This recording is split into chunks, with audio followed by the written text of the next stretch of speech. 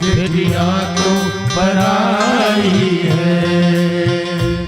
मुझे माँ से गिला मिला यही सिला, मुझे माँ से मिला यही सिला, बेटियां तो पराई है, बेटियां तो पराई है। मेरी माँ बेटियां तो पराई है।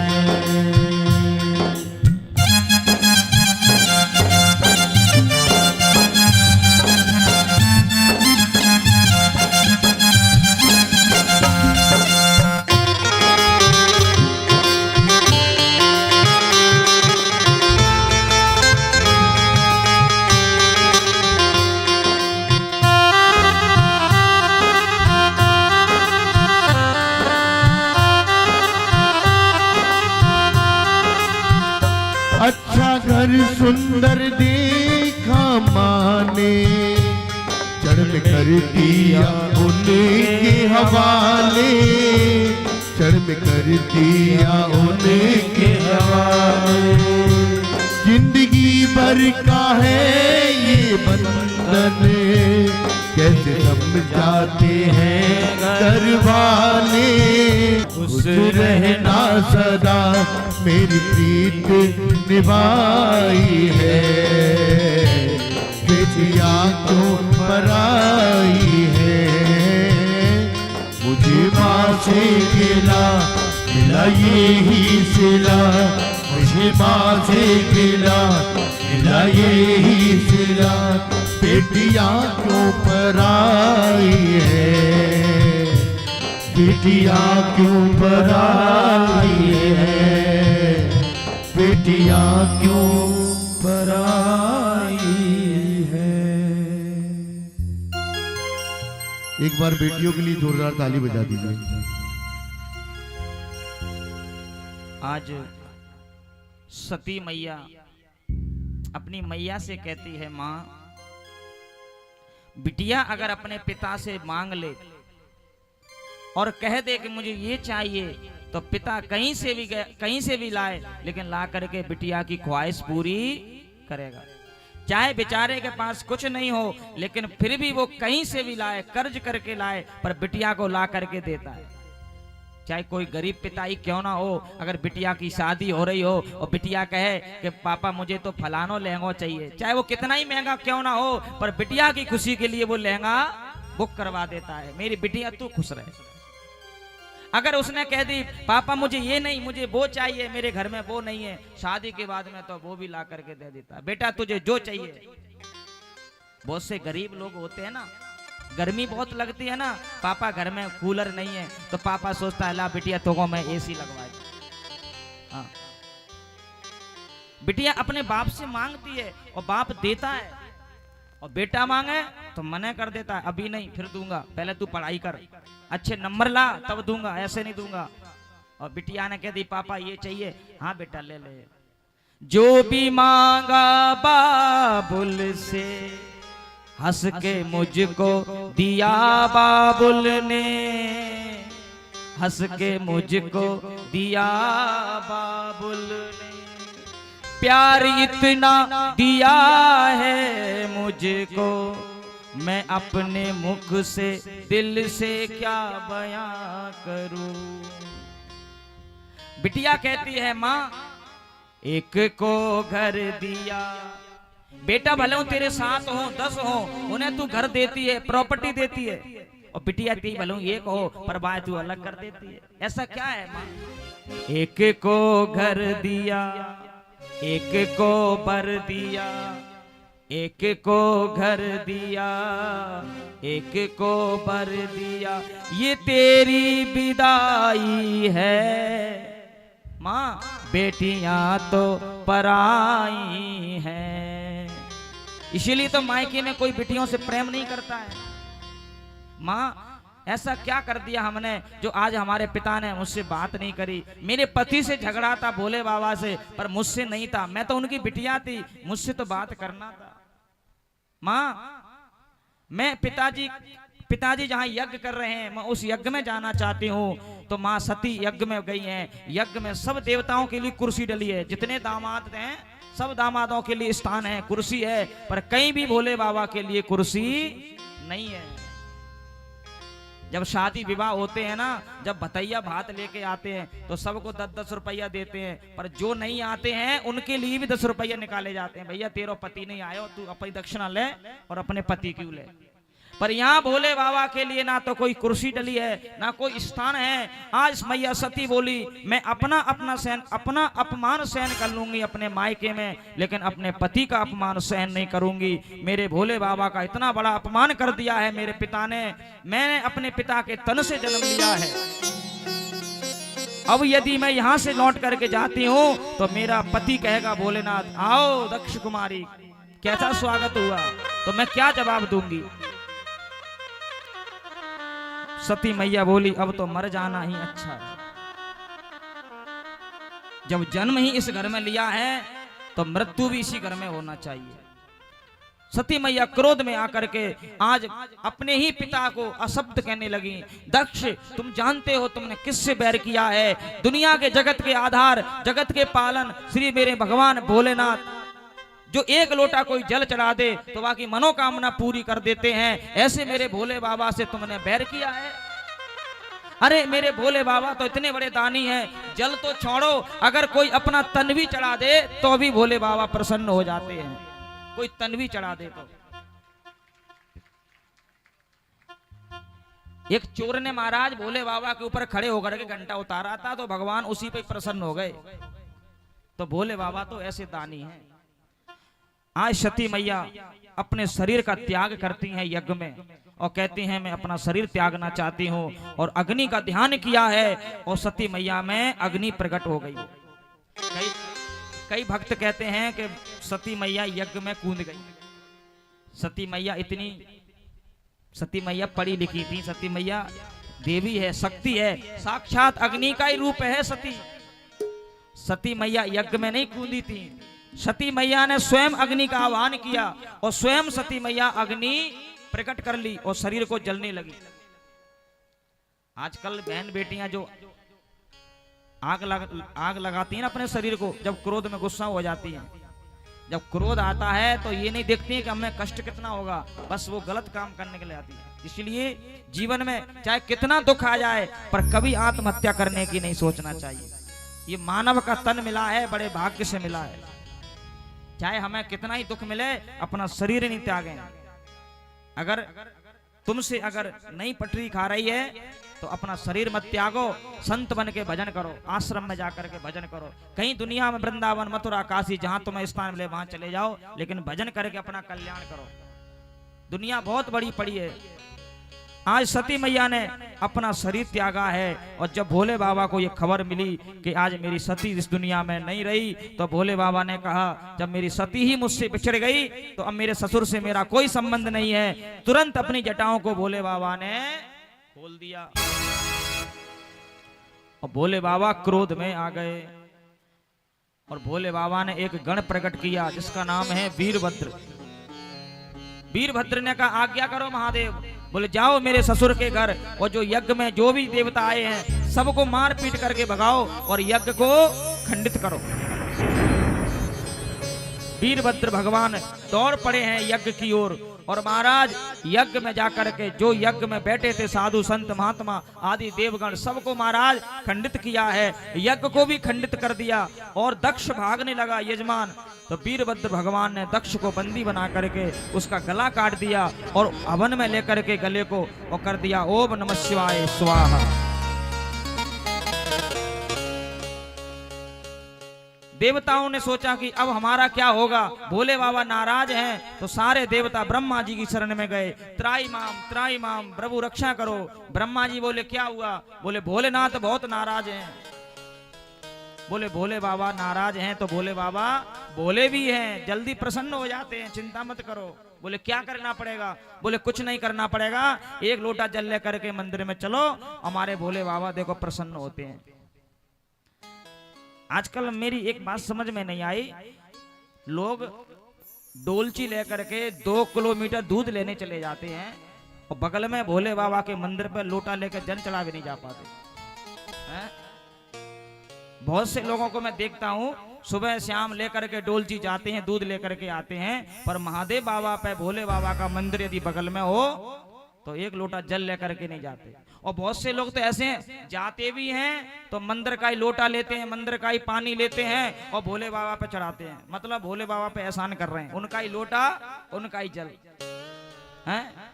जबकि नियम ये है कि घर से पानी लेकर के जाना चाहिए और भगवान शिव पे जल चढ़ाना चाहिए और भगवान के चरणों का चरणामृत लेकर के घर में आकर के छिड़कना चाहिए ताकि हमारा घर में पवित्रता बनी रहे। आज हमारे देवगण ब्रह्मा जी की शरण में गए, ब्रह्मा जी ने देवताओं को लेकर के भोले बाबा की शरण में ले पहुंचे और कहने लगे, भोले बाबा इनको क्षमा करो, ये बेचारे भोले भटके हैं, इन्होंने तुम्हारी महिमा को नहीं समझा है। आज देवता मिलकर के भोले बाबा से प्रार्थना करते हैं हाथ उठा करके।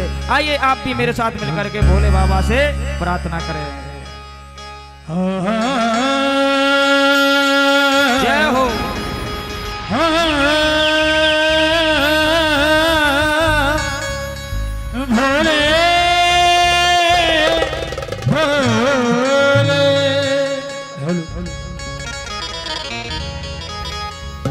शिव नाम से जगत में उजाला, हर भक्तों के है मन में शिवाला।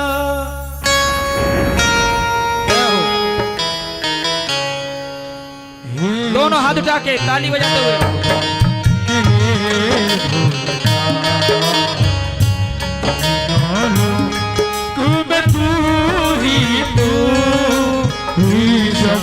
बाबा मेरे भोलेनाथ, तीनों लोग में तू ही तू।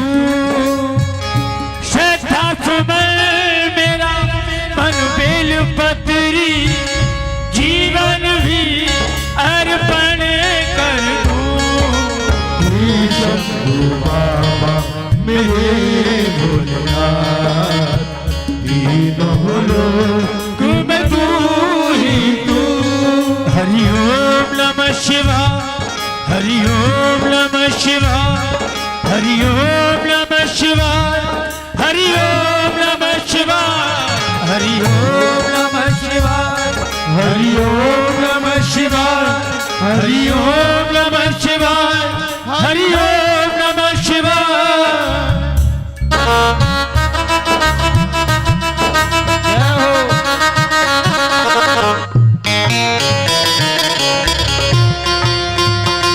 दोनों हाथ जाके कहेंगे शंकर भगवान की जय हो।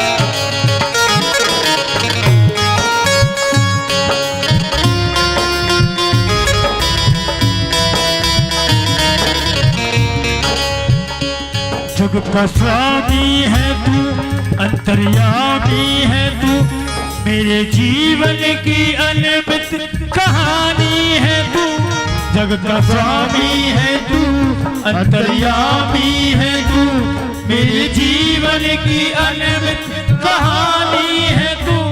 तेरी शक्ति अपार, तेरा पावन है द्वार, तेरा पूजा ही है मेरा जीवन आधार।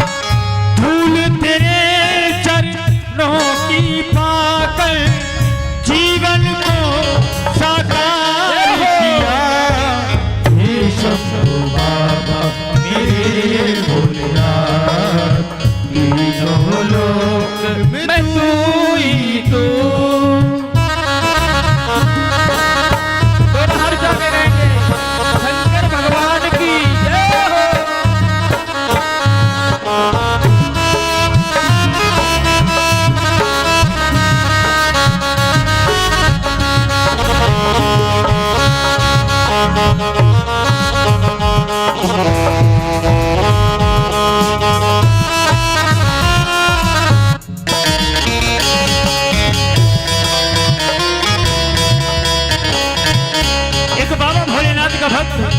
बाबा भोलेनाथ से कहता है और भोलेनाथ के भक्तों से कहता है कि हे भक्तों,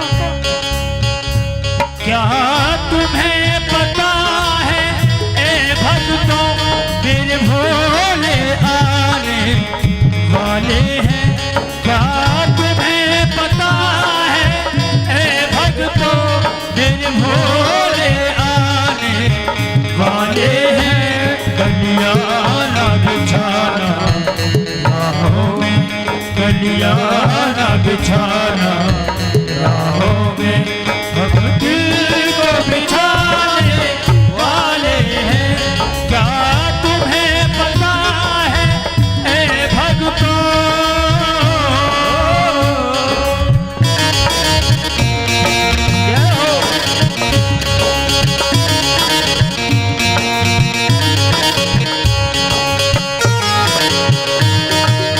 दोनों हाथ जाके शंकर भगवान की, ऐसे नहीं, दोनों हाथ जाके।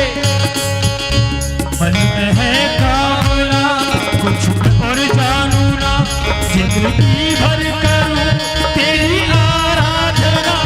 मन में है कामना कुछ और जानू ना, जिंदगी भर करूं तेरी आराधना।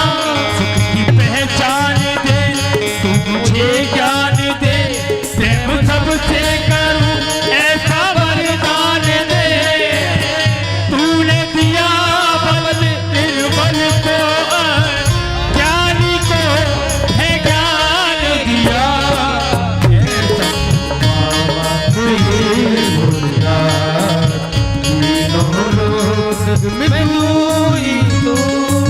इस अच्छा समय मेरा मन बेल पत्री, जीवन भी अर्पण कर दूं।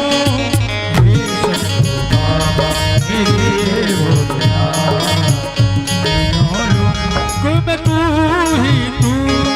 एक बार हम सभी भक्त मिलकर बाबा भोलेनाथ का सुमिरन करते हुए चलेंगे, दोनों हाथ का ताली बजान करते हुए। हरि ओम नमः शिवाय, हरि ओम नमः शिवाय, हरि ओम नमः शिवाय, हरि ओम नमः शिवाय, हरि ओम नमः शिवाय, हरि ओम नमः शिवाय, हरि ओम नमः शिवाय, हरि ओम नमः शिवाय, ओम नमः शिवाय, नमः शिवाय, हरि ओम नमः शिवाय, हरि ओम नमः शिवाय, हरि ओम नमः शिवाय, नमः शिवाय, नमः शिवाय। भोले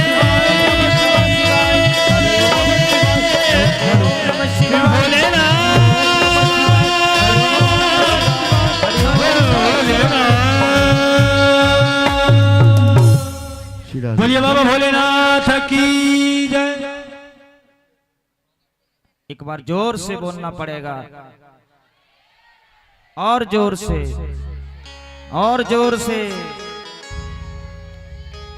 मन में है कामना मैं कुछ और जानू ना, जिंदगी भर करूं तेरी आराधना। भोलेनाथ मुझे ऐसी कृपा करो कि जिंदगी भर तुम्हारी आराधना करता रहूं। तूने दिया बल निर्बल को, अज्ञानी को ज्ञान दिया। मेरे भोलेनाथ तो बड़े भोले हैं महाराज। देवताओं ने भोले बाबा से प्रार्थना करी तो मेरे भोले बाबा देवताओं पर प्रसन्न होकर के कहते हैं, अरे देवताओं, जब शंकर नहीं गए, ब्रह्मा नहीं गए, नारायण नहीं गए, तो तुम क्यों गए फिर यज्ञ में। देवताओं ने मिलकर के कहा, भोलेनाथ क्षमा कर दो, अब गए तो गए, आ गए राम दुआई, अब नहीं जाएंगे भोलेनाथ। ठीक है, जाओ हम तुम्हें क्षमा करते हैं। देवताओं ने कही, भोले बाबा क्षमा तो कर दोगे, पर वो यज्ञ अधूरा पड़ा है। यज्ञ जो है बीच में ही खंडित हो गया, और जब तक भोले बाबा यज्ञ में नहीं आएंगे दोनों यज्ञ संपन्न होने वाला नहीं है। तो देवताओं ने मिलकर के कहा, भोलेनाथ आप चलो उस यज्ञ को सफल करो। भोलेनाथ बोले, भाई देवताओं, यज्ञ में हम जरूर चलते, पर हमें देवताओं, हमें यज्ञ में भाग ही नहीं मिला, हम कैसे जाएं। सब देवता मिलकर के बोले, महादेव हमारे लिए तो एक भोग मिलेगा, पर तुम्हारे लिए हम 2 भोग देंगे। तुम हमारे लिए बंदनी है, पूजनी है, आप चलो। और जब यज्ञ में आप नहीं आओगे तो वो यज्ञ भी हमेशा अधूरा माना जाएगा। सो महाराज भोले बाबा को सब देवता मना करके और हरिद्वार में खनकल में लेके आए। अब यज्ञ में आ गए, अब यज्ञ में आ गए पर यजमान नहीं है।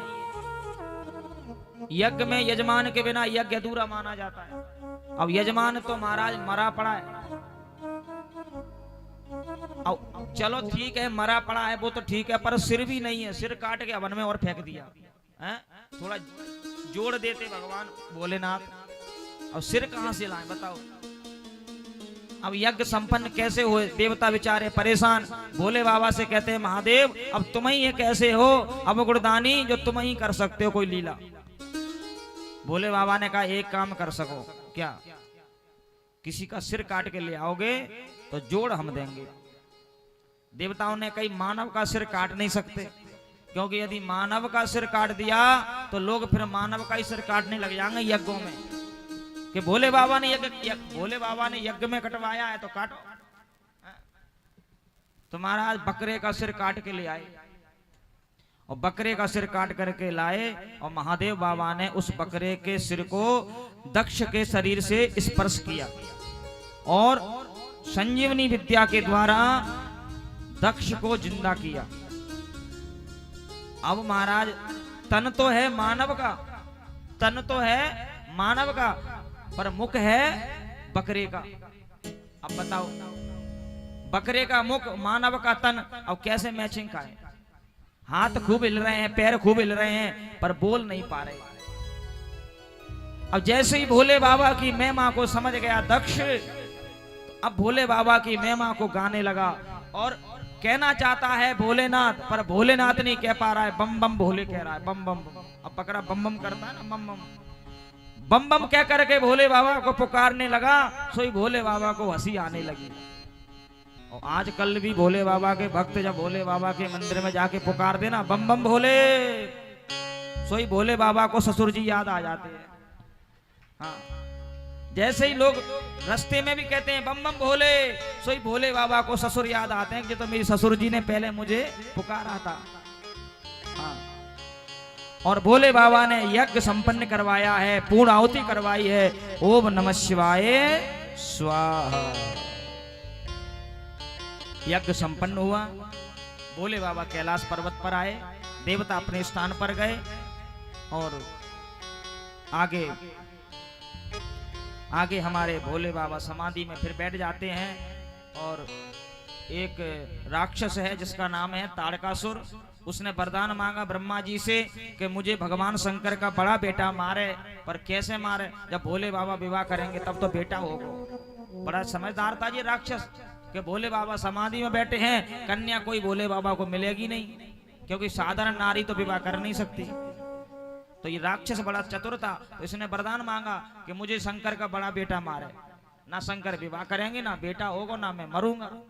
अब देवताओं को परेशान करने लग गया, तो देवताओं ने जाके कामदेव से कहा कि तुम भोले बाबा को जगाओ।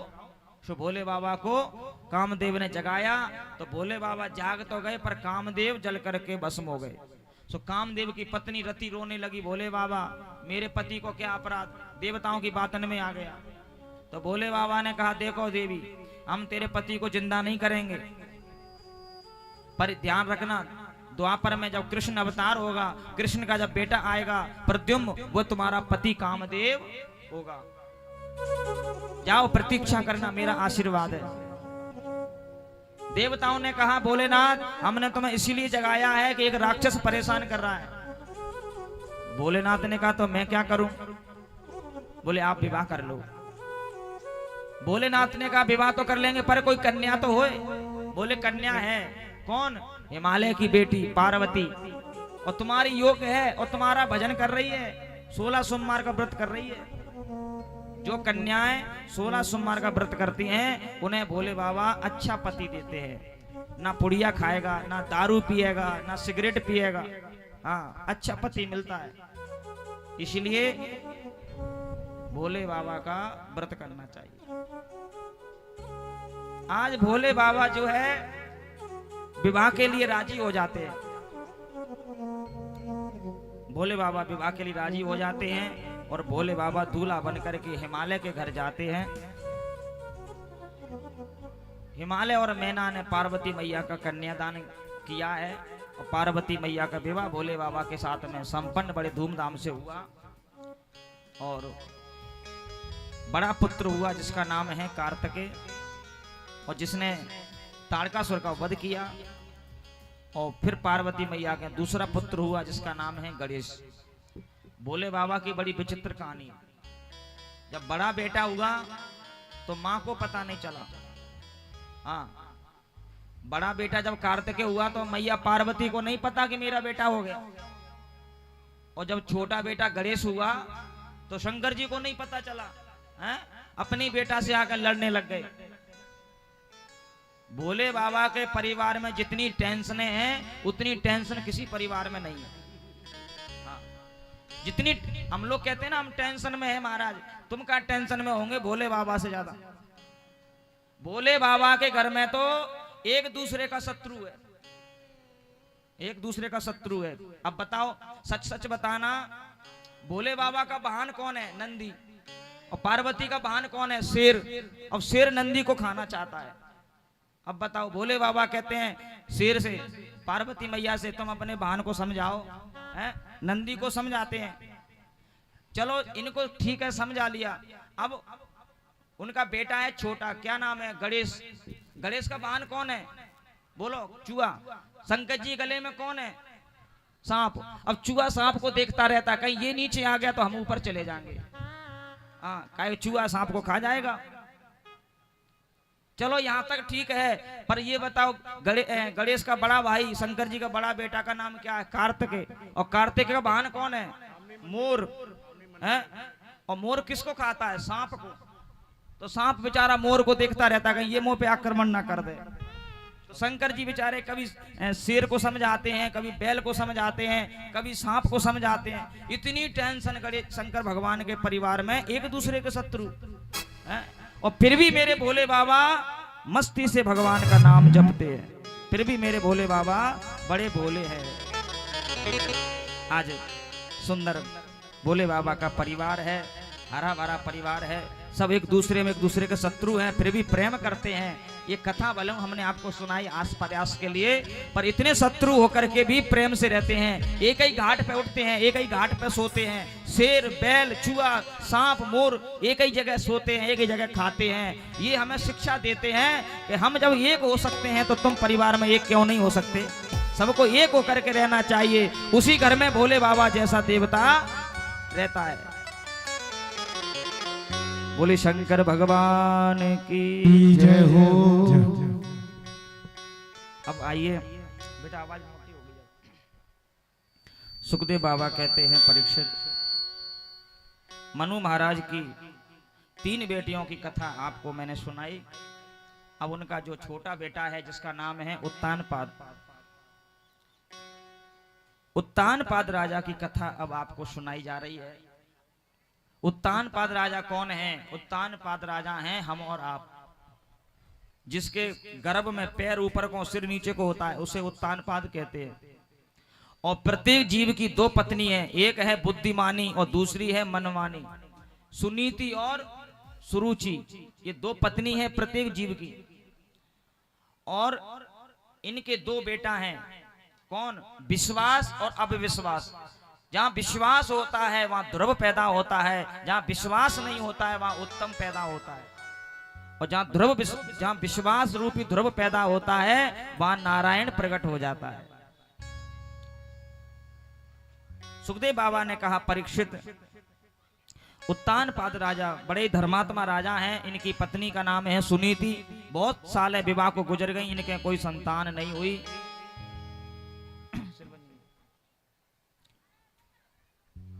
आज उत्तानपाद राजा की जो पत्नी सुनीति है आज अपने पति से कहती है महाराज आप शादी कर लो, मेरे कोई संतान नहीं हुई, आप शादी कर लो। राजा उत्तानपाद कहते हैं देवी शादी मैं नहीं करूंगा। क्यों? तुम्हारी सौत तुम्हारे घर में तुम्हारा स्थान लेगी, मुझे अच्छा नहीं लगेगा। महाराज तुम्हारे घर में कोई संतान नहीं है, हैं? शादी कर लोगे तुम्हारा संतान हो जाएगी, पुत्र की प्राप्ति होगी, कर लो। मैं कोई दूसरी से थोड़ी करा रही हूं, अपनी बहन से करा रही हूं। सुनीति की छोटी बहन है सुरुचि, और सुरुचि से राजा उत्तानपाद का विवाह करा दिया। देखिए, खास बहनें हैं, एक ही पति को ब्याही हैं, लेकिन छोटी बहन ने आते ही कह दिया कि मेरी बड़ी बहन को घर से बाहर निकाल दिया जाए तो मैं इस महलों में रहूंगी। सुनीति ने कहा, बहन तू मुझे क्या निकालेगी, मैं तो खुद निकलना चाहती हूँ। क्यों? मैं किसी काम की नहीं हूँ, मेरा कोई औलाद नहीं है, तेरा औलाद तो हो जाएगी। पर देखना, विधाता सबको देखता है। समय ऐसा आया जिसने घर से सुनीति को निकलवाया तो सुरुचि के भी कोई औलाद नहीं भाई, सुनीति के भी कोई नहीं है, सुरुचि की भी कोई औलाद नहीं है महाराज।